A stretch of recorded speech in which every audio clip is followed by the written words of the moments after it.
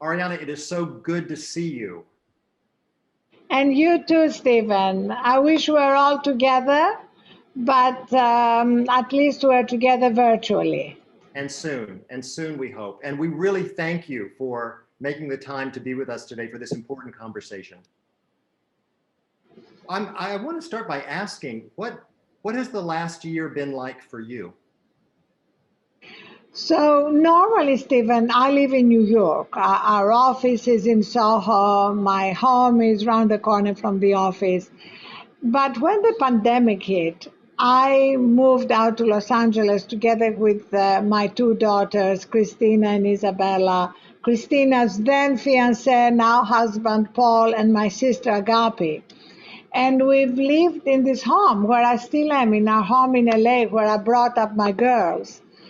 And I'm now ready to go back to New York. This year has, like for all of us, been a year of incredible challenges, huge adjustments, but also a year of amazing time with my beloved family, and of amazing growth for Thrive, because the things we're working on in our company around stress, burnout, mental resilience have become very central for every company. Yes. And I'm wondering how, you're a person with a big heart and broad interests. Of all the things that you could focus on, why did you choose mental health at work as your side of work right now? Well, it all started for me in 2007, 2 years into building the Huffington Post, when I collapsed from exhaustion, burnout, sleep deprivation, broke my cheekbone on the way down. And that was the beginning of my realizing that what I was suffering from, which was diagnosed as burnout, was actually a global epidemic that tens of millions of people were suffering from. So I started covering these issues of how can we live our best life at the Huffington Post. And by 2016, I decided that I wanted not just to raise awareness, which I could have continued doing through a media company, but to help people move from awareness to action, from knowing what to do to actually doing it. And that required a very different company that could build a product, a platform, an app, that could bring real experiences to people to help them change behaviors and adopt healthier habits. And that's why I left the Huffington Post and founded Thrive Global to end the stress and burnout epidemic. And that requires focusing on mental health, as you mentioned, mental resilience, well-being in general, community, and everything else that has been so dominant in our conversations in the last year. Yes, yes. As you talk to companies about this right now, where are you seeing the greatest urgency, the place where companies are experiencing the pinch of this, the pain of this, the most urgently and intensely? Both when it comes to mental health, we've had huge increases in depression and anxiety, and the mental health crisis was already with us pre-pandemic, but also in productivity, because although people were working longer hours, the stress and the anxiety has made people less productive. In fact, there is some great research out of Yale that shows that when we are stressed, our prefrontal brain part deteriorates and we're less able to focus. That's why we've seen the skyrocketing increases in Google searches for how do I get my brain to focus. So for all these reasons, these questions of well-being, mental health have become central for the C-suite and boards, not just the HR departments, because they've become really essential for business metrics. And I love the fact that your focus here is on culture, because that's really what's changing. Mm-hmm. Companies are realizing that in order to improve the well-being and productivity of their employees, they need to improve the whole culture. This Yes. is ultimately about cultural transformation and not just giving another app or another product to their employees. So you mentioned metrics, and I know that, for a lot of Culturati folks that are in these conversations, often in the C-suite about culture, perhaps about burnout, mental health, resilience, that having some sort of metrics to point to can make the difference when it comes to decisions that companies are making, because money, of course, is always a metric. And I'm wondering, as you're studying this, what kind of metrics are you all finding persuasive in this conversation? So, recruitment and attrition is a key metric. Productivity is a key metric, and a lot of companies now are acknowledging the productivity paradox, as we call it. We used to believe wrongly that in order to be productive, we had to power through exhaustion. Mm-hmm. We had to be connected 24/7. We now know from science, from athletes, that the opposite is the true. I think Tom Brady was a great example. He talked a lot about his sleep, about how he prioritizes his recovery as well as his training, and he was able to win a Super Bowl at 43. Mm-hmm. Um, Also, interestingly enough, diversity and inclusion, which have been big themes of this year, are also increasingly being connected to well-being and business outcomes. So Mm-hmm. that's really what has been transformational, It, that all these issues are no longer just tucked away in the benefits department.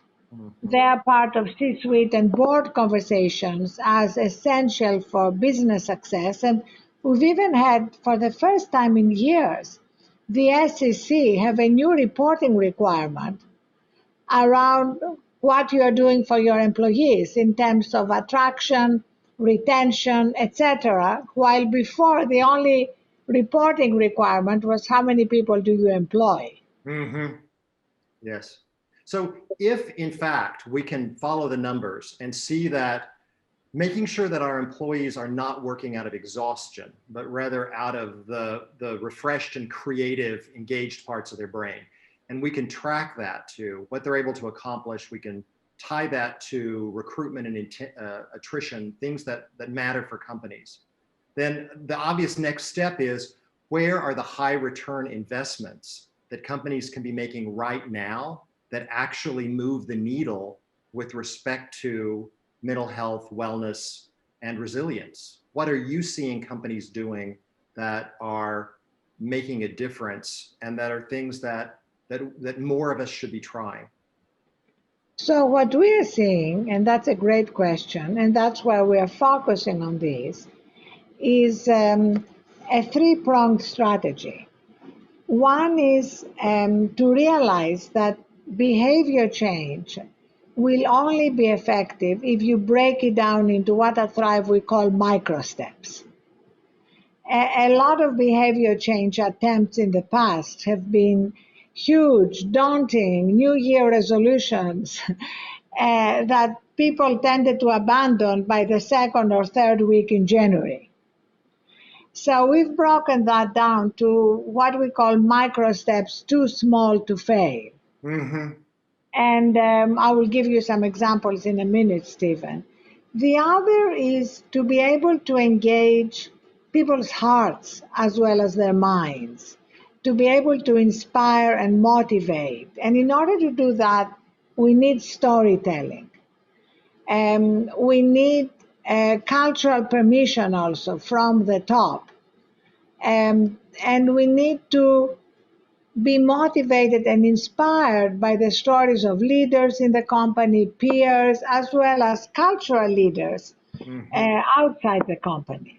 Mm-hmm. So that's where the third element comes in, which is close to the emphasis in this conversation, which is culture and community. Mm-hmm. Mm-hmm. The reason we don't have a consumer product, we only have a SaaS enterprise product, is because we believe that when you launch something to a company, then you can have the support of the community. Mm-hmm. Mm-hmm. As opposed to just being an individual who downloads an app, and the churn, even of the most successful behavior change apps, is enormous. Yes. But if you do it within the context of the community within the company, it is so much more effective. Mm-hmm. And it really can lead to the cultural shifts that companies are looking for. So I'm intrigued by this idea of micro steps, because that certainly sounds manageable, and that idea is in the air now with BJ Fogg's tiny habits and atomic habits. We're sort of being trained that small starts not only create momentum, but they also work as experiments to help us discover what's needed for thriving. And I'm wondering what kinds of micro steps you're seeing companies implement at work that you all are tying to the kind of difference that companies are looking for. So, Stephen, we have hundreds of micro steps at Thrive. In fact, we have a book coming out this month on micro steps. And it's endorsed by BJ Fogg, whom I love and whose work on tiny habits has been instrumental for our work. And I want to share with you my three favorites. Cool. Which basically are about how to begin and end your day, and 60-second resets during the day. So I profoundly believe, and we have tons of data to prove it, and I've written a whole book, The Sleep Revolution, also to prove it, that a good day begins the night before. So being able to get the sleep you need to be fully recharged when you wake up in the morning is key. We all know how we feel on the days when, for whatever reason, we didn't get a full night's sleep, and we drag ourselves through our to-do list, and we can still get stuff done, but we don't have the creativity, the joy, the empathy that we can have otherwise. So my favorite micro step is to declare an end to your working day at some point before you go to sleep. Mm-hmm. Because really nobody has a real end to their working day. We have to declare it. Mm-hmm. And to mark that end to your working day by turning off your phone and charging it outside your bedroom. Now, that may seem incredibly hard for you. It's incredibly hard for 72% of the world that sleeps with their phones either on their nightstand or curled up with them. So start with one day. Start with one night. You remember, never allow a micro step to be too big for you. Break it down into steps that seem doable. Right. So for me, putting my phone away at night is key, because what happens, Stephen, is that very often we wake up in the middle of the night. It's hard to go back to sleep, especially during this incredible year. We even have a new term, coronasomnia. Mm.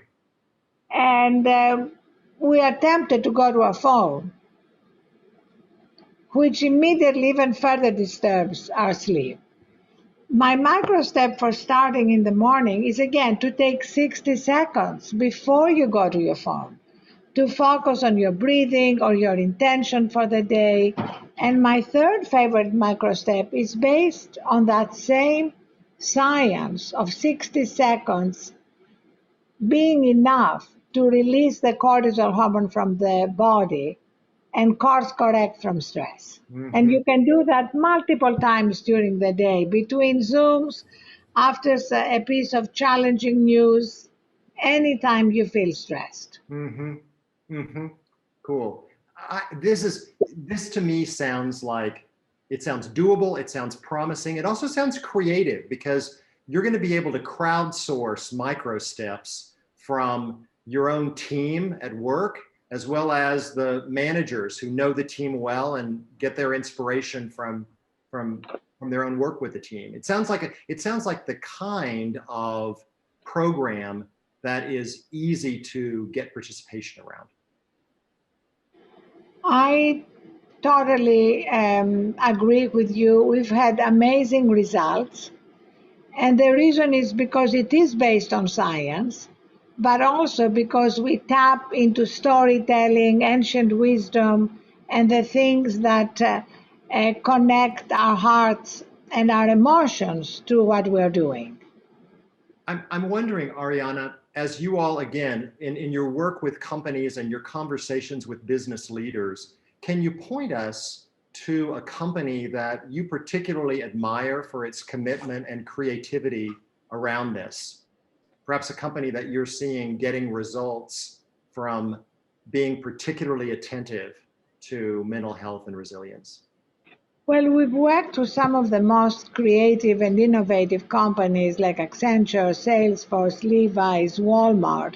Let me talk about Walmart, because what I love about it is not just that it is the biggest company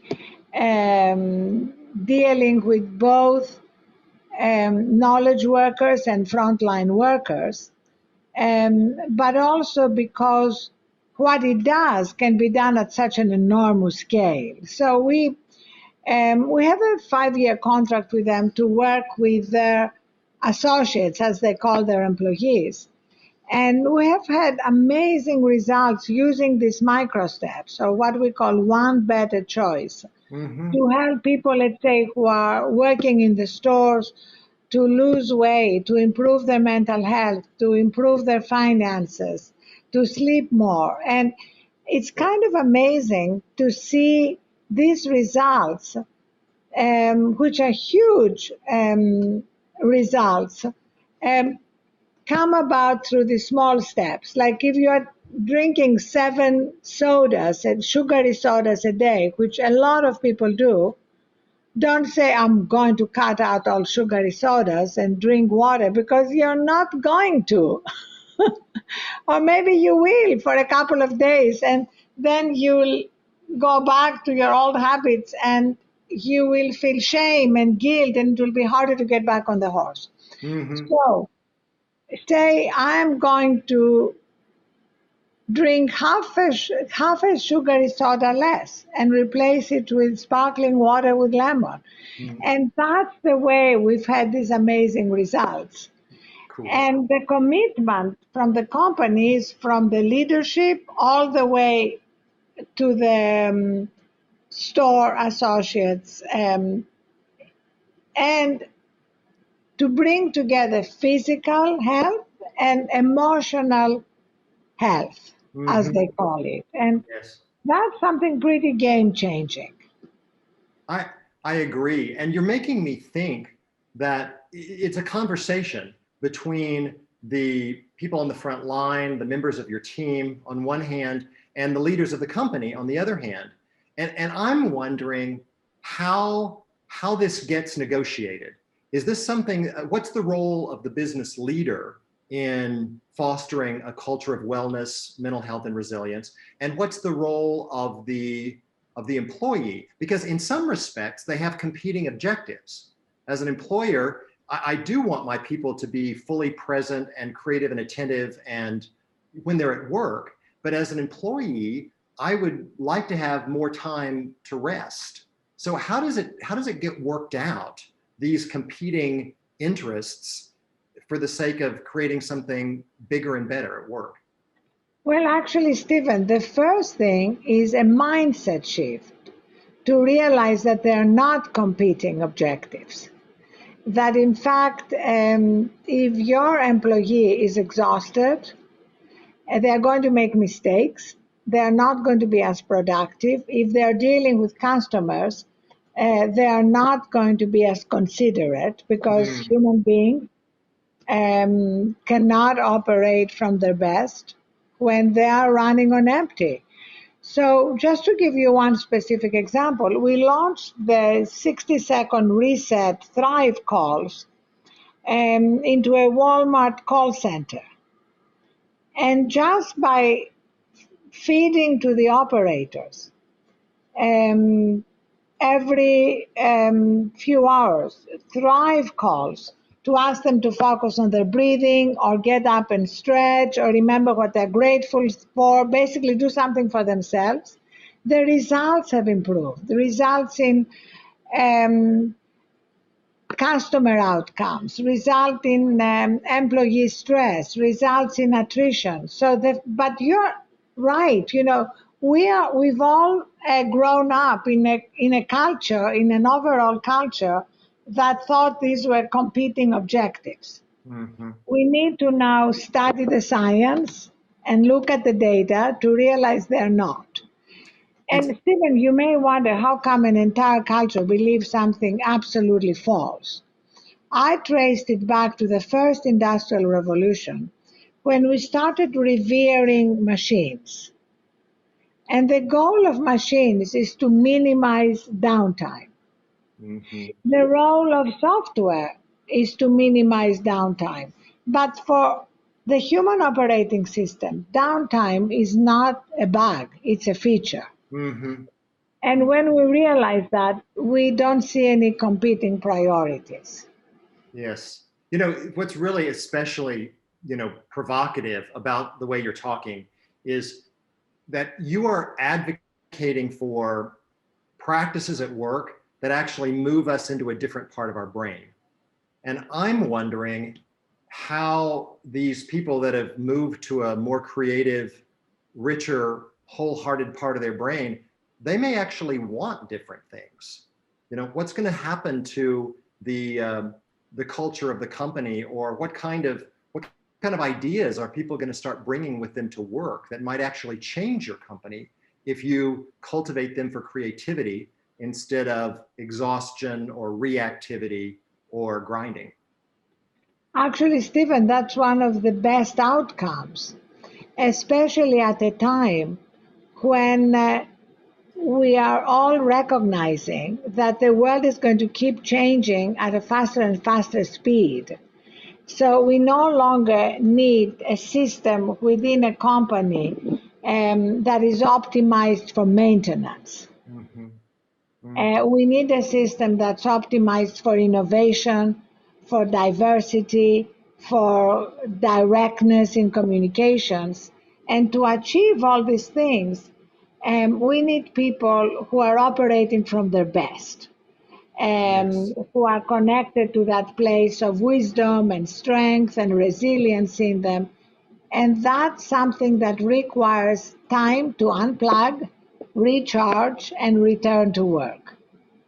It seems to me, though, also, Arianna, that this is getting at a complaint that a lot of us have about our economic system, that the pressure is on companies for short-term results, which use up people like other resources and dump the waste somewhere else. That we're really, what do you think? Is this the leading edge of forcing companies to think in a more patient, long-term way for the sake of keeping people productive? Well, we've been talking a lot about stakeholder capitalism and making sure that it's not just shareholder interests that are paramount, but employees, communities, the environment. That conversation has become more and more central during this pandemic year. We've seen a lot more leaders engage in that conversation, recognize the connection between personal sustainability and environmental sustainability. So, this has been an incredibly tough year for millions and millions of people, a year of incredible losses of loved ones, financial losses, but it's also a catalyst that allows us to reimagine the world we want to build post-pandemic. Mm-hmm. Because the world we left behind is not sustainable. The world we left behind was a world where our work was breathless. We are all operating in a frenetic pace. Diseases were skyrocketing. Look at diabetes and hypertension, which can fundamentally be affected if we reduce stress, improve how we sleep, what we eat, etc. So behaviors trump genes. Mm, mm, But mhm. we were moving completely in the wrong direction. Same with the mental health crisis. So, as a Stanford economist said, a crisis is a terrible thing to waste. So, I think it's really important not to waste this crisis, but to use it as a catalyst. Do you have any advice for managers, employees, other business leaders that want to negotiate a healthier contract with their organizations? Say I'm a VP or a senior leader at a company talking to the board, and I want to make sure that people understand that I'm committed to bringing a fully engaged, healthy, rested, creative mind to the overwhelming responsibilities that the company is trusting me with. How do we, with this new awareness, how do we negotiate that sort of these sorts of experiments? Or is this something that we can just do um, quietly and people start to notice? Well, it's actually happening from the CEO level. I mean, just to give you an example, we launched a mental health program at Accenture to all their 500,000 employees in 8 languages. It's a program we developed in partnership with Stanford based on their latest brain science. And it was launched, speaking of culture, by the CEO, Julie Sweet. She did a 2-minute video inviting everyone in the company to participate. And so that's really what's changing. In the past, this could have been a benefit launched by the benefits department, uh, quietly put on the website, and they would pay the vendor on utilization. That system is changing. Mm-hmm. Companies are realizing that to see real results that affect both their employees and the business, they need that cultural transformation. Yes. And this program had more engagement than any other non-mandatory program launched by Accenture. Mm-hmm. But that would not have happened if it had been launched in a traditional way. So internal marketing and then external marketing as well helps solidify these cultural changes. Mm-hmm. I want to go back to something you mentioned earlier about inclusion and belonging. What are you seeing as the connection between inclusion and belonging and mental health, resilience, and thriving at work? Oh, it's huge. Obviously, there are targets that companies can establish for diversity and inclusion. But you also need people to be able to participate with their hearts in order to create a culture of belonging. And that's what we are finding is happening now. And I know from myself, Stephen, I'm sure you know from yourself, that when you're exhausted, you're your least empathetic self. And therefore, the two things again are interconnected. When I'm recharged, I'm less reactive, I'm more empathetic, I'm more able to, see the red flags ahead of me, avoid different icebergs, Mm-hmm. and be kind of a builder of this inclusive culture of belonging. Mm-hmm. Who's doing that well right now that you're seeing? Oh, we're seeing that a lot with Salesforce. We are powering what they call Camp Be Well, which is their well-being product. And diversity and inclusion are huge priorities for them, but also so is recharging. Pre-pandemic, Mark Benioff, their CEO, had established meditation rooms on every floor. Mm-hmm. Was encouraging everybody to take some time to go recharge in the middle of the day. In fact, I was just taping my podcast with him, and he was telling me how he often starts meetings closing his eyes for 60 seconds, again, back to that 60-second reset. And he said his team knows that he's not zoning out, he's not sleeping, he's just recharging and collecting his thoughts and being able to be fully present when the meeting starts. So that's Mm-hmm. again kind of cultural permission from the top. Mm-hmm. Yes. So I'm hearing a lot of things that to me sound like not only promising practical steps, like 60-second resets, small, these micro habits that we can form around all kinds of healthy things at work, um, telling our stories to each other, or maybe even better, asking each other to hear their stories. When is this work meaningful to you? What is going on in your life that is distracting your attention right now? These things, stories, micro habits, 60-second resets, anything else that you want to make sure people are hearing that are sort of the basic building blocks of shifting your culture in the direction of mental health and resilience. Absolutely. In fact, let me give you one of my favorite things that we've instituted, which is what we call the entry interview. You know, everybody does exit interviews. We start with an entry interview, which is part of everybody's onboarding at Thrive. And the first question we ask is, what is important to you outside of work? And how can we support you?